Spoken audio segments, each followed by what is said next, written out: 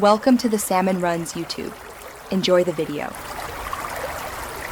In this video, I will explain how to get Zero's arm part in Mega Man X. This powerful upgrade significantly boosts X's buster capabilities, allowing for a stronger, more versatile charged shot.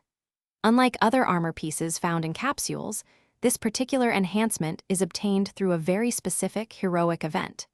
It's a pivotal moment in the story, directly tied to Zero's actions, making it a truly unique acquisition for X's arsenal. To receive Zero's arm part, a crucial condition must be met. X cannot possess the standard arm upgrade. This regular buster enhancement is typically found in a capsule within the Flame Mammoth stage. If X has already acquired that upgrade, Zero will not bestow his buster upon you. Therefore, it is essential to progress through the game, reaching the final stages, without picking up any other arm enhancements for X. Your journey to obtain Zero's arm part leads you to the very first stage of the Sigma Palace. Here, you will face off against the menacing Maverick, Vile, who pilots his powerful ride armor. During the initial moments of this intense confrontation, Zero will make a dramatic entrance.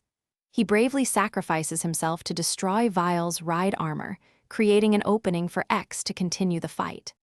Following the destruction of Vile's ride armor, Zero will be severely injured, unable to continue. In a poignant and heroic act, Zero uses his remaining strength to transfer his powerful arm cannon to X. This incredible gift immediately upgrades X's buster, enabling him to charge it to a third, even more devastating level. This unique buster is a testament to Zero's sacrifice and a vital tool for X's ultimate victory. Thanks for watching. Consider subscribing if we helped you.